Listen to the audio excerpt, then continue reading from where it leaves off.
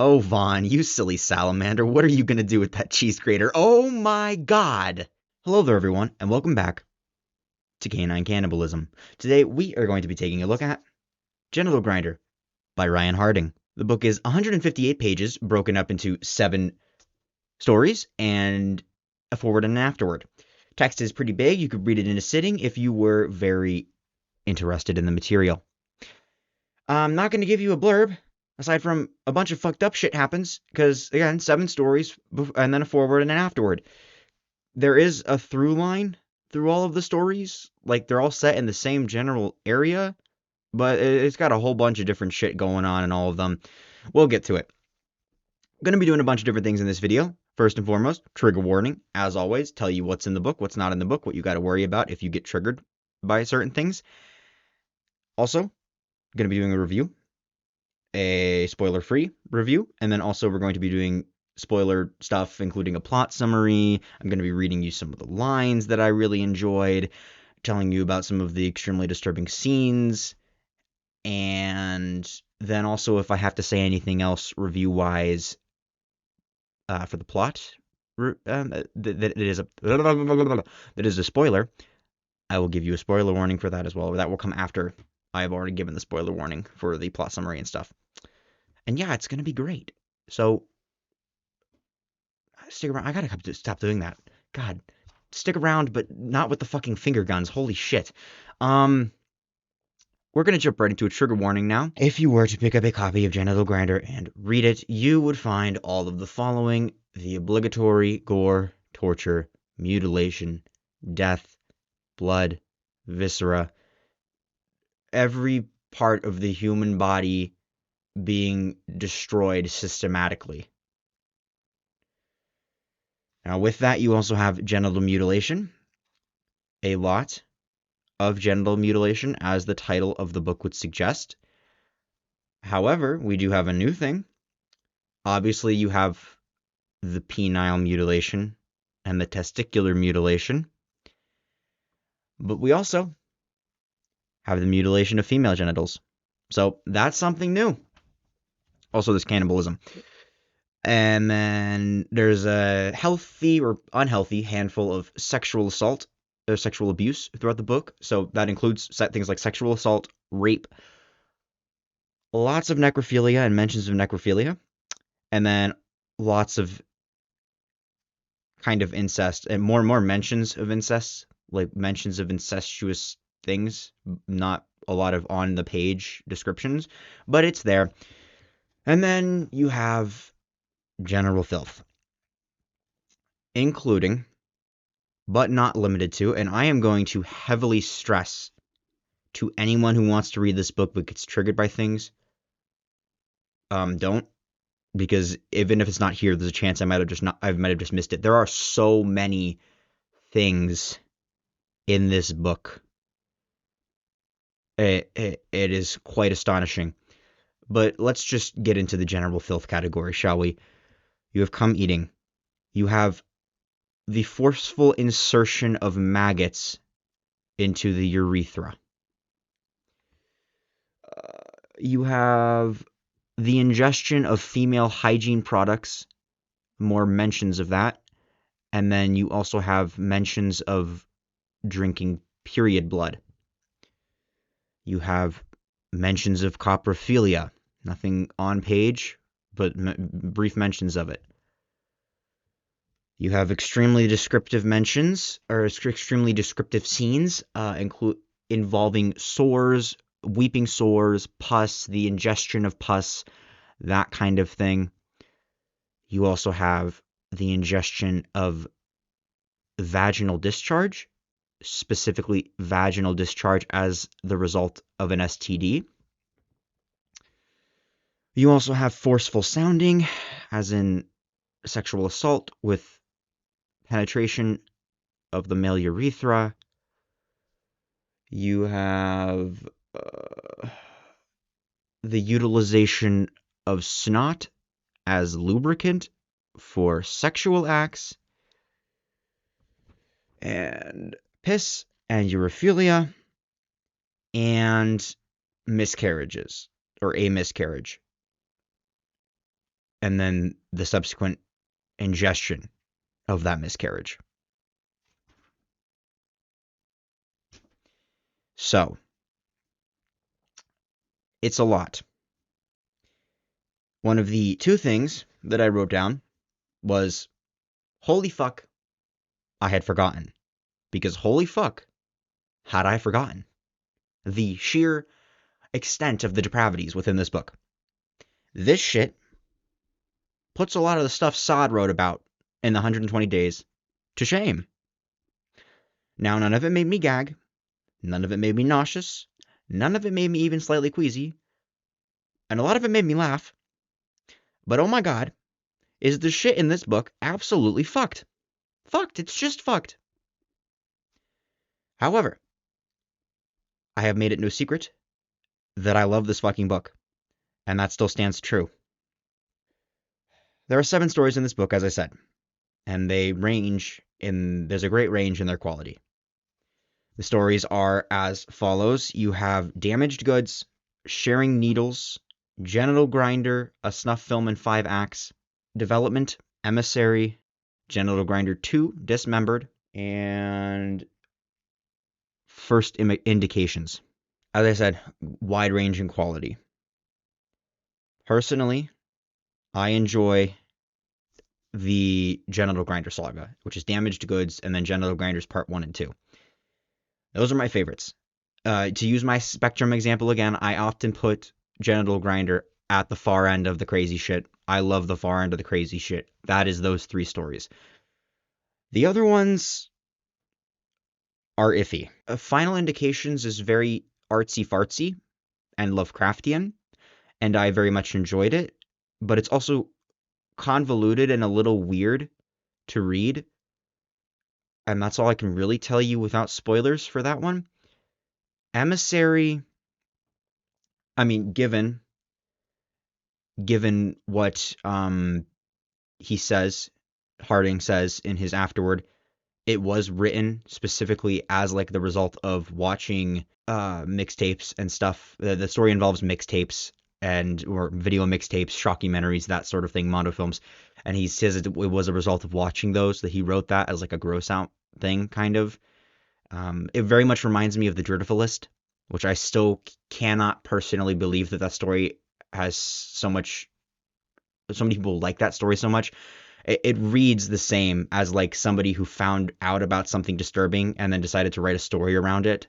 It's less offensive to me than The Dritifulist was, but it's still got kind of that DNA. It's a lot more creative than The Dritifulist. Don't take that as me putting down the story. But it's much more creative than The Dritifulist. Not The Dritifulist, by the way. I absolutely put down the fucking Dritifulist. That shit sucked, in my opinion. But don't take my comparison of that to Emissary as me putting down Emissary. It just had that DNA. It was much more creative. I enjoyed a lot of the aspects of it. Sharing Needles, I did not like very much. The writing in that one had a noticeable drop in quality. There's a line that I will read to you near the end that will justify what I'm saying to you now. There was a noticeable drop in quality in the writing, in the general feel. It just felt much more amateurish. Even though it was written, apparently, I think he said it was written after Emissary. It just feels more poorly written. What else?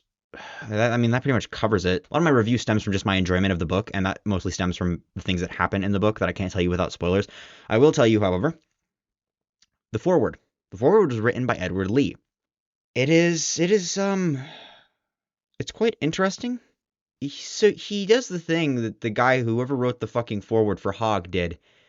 He talks about how it's like not just gross out for the sake of gross out, and he says something along the lines of, as an exemplification for poor gross out shock material, the worm-ridden zombie fucked the bitch's bloody cunt, coming maggots in her tight box, or something like along those lines. He says that this book is nothing like that. There are lines in Genital Grinder that are almost word for word that. Like, switch out some of the parts about the zombie and stuff, but it's like pretty much the exact same. So I don't know what Edward Lee was trying to cook when he wrote that, especially since in the afterword itself, Harding says that a lot of these stories were originally written for gross out competitions. Specifically, the 3 Genital Grinder parts. So, yeah, I don't know about all that. It kind of pissed me off. The fucking pretentious forewords where they're like, it's actually deeper than that. That shit pisses me off because it's not. It's not. It's shock. And in this case, it's clearly mostly shock for the sake of shock. There are some creative, like I said, final first indications. That's a creative story. I enjoyed that. Emissary had some creative parts to it. It wasn't all blood, gore, and guts. The Genital Grinder stories, development, and sharing needles kind of didn't have any of that. Oh, I didn't tell you about development because I don't really have anything to say about development. It's fine. That's again, that's really all I can say without spoilers. It's fucking fine. It's a fine story. Um, it's nothing groundbreaking. I didn't enjoy it very much. It's more middle of the road. It's equivalent to something like The Slob. But now with the general review stuff out of the way, let's jump in to some plot summaries of the stories. Massive spoiler warnings right here. And let's get into it. So, first, damaged goods. Now, you got a couple of guys, Greg and Vaughn. They are traveling along the road after raiding the dumpsters at a gynecological clinic and playing a game of their own creation, which they call I Wonder Who's Coos. And they come across a hit and run victim who they take home and mutilate and rape and then subsequently eat. We only find that out in the next part of their story, but they eat her afterwards. And it's also found out halfway through their escapades into her private areas that she's actually Greg's cousin, which does not stop him. And that's that story for you. Then you have Sharing Needles, which is told through journal entries and then through like current events, what's actually happening in the world. Journal entries are a serial killer talking about his killings and like this weird split personality thing that he has. And then in real life, it's this guy finding out that his dad is actually a serial killer from 2 decades ago. So we as the audience originally think that it's his dad's journal. And then he asks his dad to kill his wife, who he knows is cheating on him. His dad finds his journal. It's actually his son's journal, and talks a bunch of shit about him after killing his wife per his request, realizes that his son was going to frame him for the murder, and then realized to the cops that his dad was the serial killer from 2 decades ago, and then he was going to pin all the stuff that the son did on the dad. The son was going to pin all the stuff on the dad. The dad finds out, dad kills the son as well. That's the story. Genital Grinder, a snuff film in 5 acts. We're back with Vaughn and Greg, and they have kidnapped a reporter, a porn star, and then 2 random men, one of which is a pedophile. And they are going to film a snuff film because the reporter that they kidnapped did a story about how there's no actual snuff films that exist. The definition, this is one of my pet peeves because I used to be into the whole Mondo mixtape thing. It's one of my pet peeves when people misdefine what a snuff film is, and the definition that Harding uses is not what a snuff film is, which he uses it as people being brought before the camera for the express purpose of their murder, which absolutely exists in the real world, but is not considered a snuff film because snuff films, it's monetary. There's monetary gain from them. That's the whole point. Anyway, but aside from that, they're there to film a snuff film, and they use there's the reporter. They rape her and then chop off her limbs and her labia. Yeah, it's a whole thing. And then there's the pedophile, Bill Glasscock, who they shove a screwdriver down his cock, and then they cheese grate his cock and crush his balls with a ball-peen hammer. Then you have the porn star, who is raped a bunch, and then they have the guy come in, and they insert maggots down the head of his cock, so that when he blows on her, there's maggots that fly out of the head of his dick, and then they make him rape her anally. And it turns out they put broken glass up her rectum and she's dead now, and he skins his dick, and then they shoot him, and thus ends the snuff film. And then they find out that they never turned the camera on. Then you have development. There's a kid, again told through journals. Kid develops film, For some reason, a serial killer brings his film to the local wherever the kid worked to develop film, the film store. He brought his pictures to the store to get them developed. The kid finds out. The kid essentially blackmails him into showing him where he has all these women chained up in his basement. But the kid doesn't want to turn him in. The kid just wants to have sex with the girls that he keeps down there because the kid's a fucking degenerate. He's especially infatuated with one of the girls that he's kidnapped, and then the serial killer murders him because he gets sick of him. And we find out as the reader that the kid writing the journal was actually the brother of the girl who he was infatuated with and kept having sex with forcefully in the basement dungeon area. So that was interesting. And then we have Emissary, which is the weird Mondo mixtape story. There's a guy working at this video store.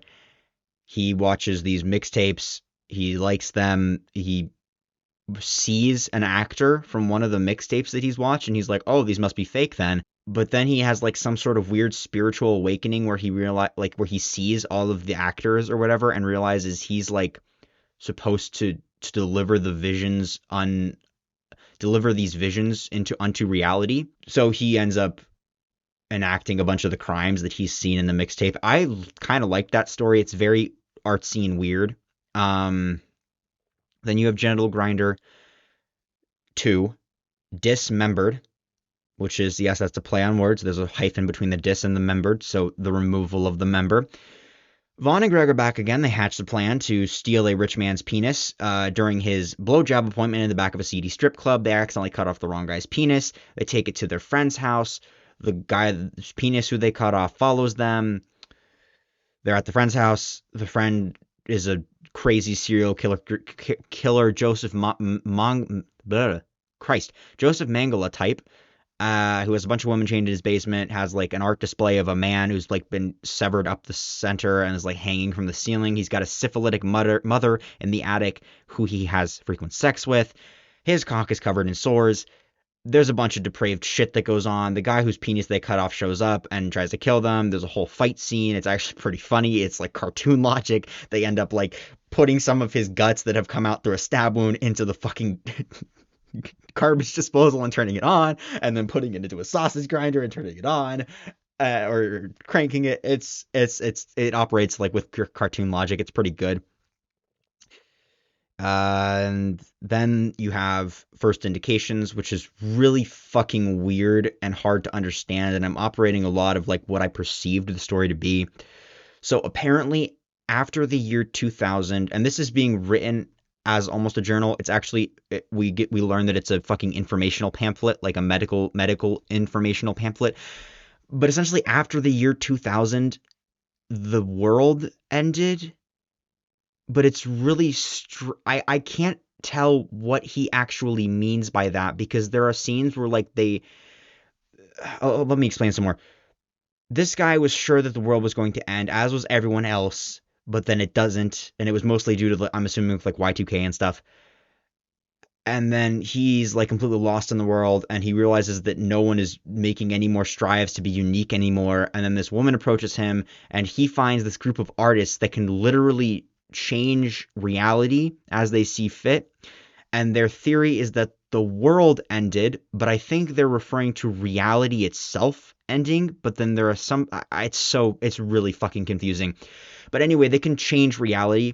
And the metaphor that the woman uses is that it's like if a creator started a clock that was the beginning of the universe, what happens when the clock stops, and the time in between the clock stopping and the creator coming back and rewinding it, which doesn't really make sense. But apparently the time they're existing in after 2000 doesn't exist. The world has ended, which I take to mean as literally reality itself has ended, because he makes the constant comment about how nothing that you are reading is real, time does not exist, none of this ever happened, blah blah blah blah blah blah blah.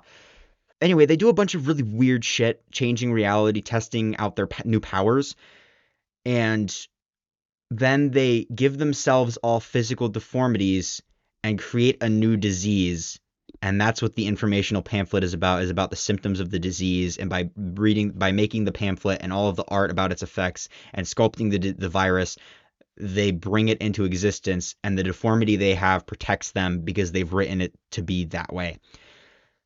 But then he says it's for the people of the new world, which that threw a wrench in all of my, they're just changing reality as they see fit. We're now in an after time where reality can be shifted by people who want to shift it because reality ended, even though time is still passing according to all of these people. It's really confusing. Anyway, he says something about the next people in the next world experiencing the disease, which makes me think that the creator is going to come back and rewind the clock, but then when it starts again, when it gets back to these people's time around 2000, this disease will happen and they will have no knowledge of the fact that they caused it, but they will have the rare genetic deformity that protects them from it. But that also could just be weird writing, and that they are saying that they are enacting the disease in the current realm that they live in. And it's really fucking confusing and convoluted, and I really do like it. I like the artsy fartsy Lovecraftian bullshit, but it is so fucking confusing and convoluted to try to understand what the fuck is actually happening. And that's your plot summaries. So I really fucking enjoy Genital Grinder, the first the three with Vaughn and Greg. That shit is so good. The over the top fucked up garbage is so goddamn good. I love it so much. Everything I previously said stands true. I don't really have anything to say review-wise that includes spoilers. So I will simply get into some of the lines that made me laugh out loud. This is in reference to the woman that Vaughn and Greg find on the side of the road. She probably should have been slamming a slim fast shake because the bitch was well on her way to maximum density. This is an exemplification of the really awful writing at certain points in sharing needles. So this is in one of the journal entries. I call it my precious, like in those books about the ring, but my precious is not a ring. Mine looks like a blind creature of metal with very sharp teeth. This is in reference to the news reporter that Greg and Vaughn mutilate and torture in the second part of their story. If she put those thick lips on my quim splitter, I'd burst my payload right out the back of that blonde head in about 2.2 seconds. Keep in mind, these are just paraphrasings of the quotes.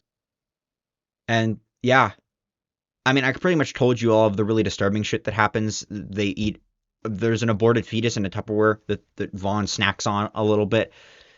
There's a scientific experiment courtesy of Vaughn and Greg's friend in Genital Grinder 2 called Slut Necro Lambda, who is the concoction of a bunch of sorority girls' vaginas surgically attached to a body of one of the sorority girls. So she has 5 different vaginas for use. Yeah, that pretty much sums up that whole section, actually, that whole story. That's about all I have to say to you today. If you like this video, make sure to like, subscribe, comment. I will reply to your comments. If you dislike the video, please dislike the video, but don't fly away to where I cannot find you. Tell me why you did not like the video. As always, my opinion is my opinion. Nothing that I've said in this video is a fact, except for the things that are most definitely fact, like the trigger warning. Everything I told you in the trigger warning happens in the book. I would highly recommend you read this book. I love this book. This book is a solid 10, or well, this is a solid 9 out of 10 for me. I love this fucking book. Do not take my criticisms as me saying this book sucks shit. Honestly, if there was just a copy of this book with just the 3 parts with Vaughn and Greg, that would be a 10 out of 10 for me. That would be as close to perfection as I could imagine for extreme horror. But read the book. I will put a link in the description to where you can find the book and read it. Always, always, always read the book. The cover art for this copy, I'm not going to try to show you any closer because I am absolutely certain it will get the video age restricted, even though I average like 10 views. It is so fucking metal and so good. I love it so much. It is so nice. And that is all I have to say to you today. See ya.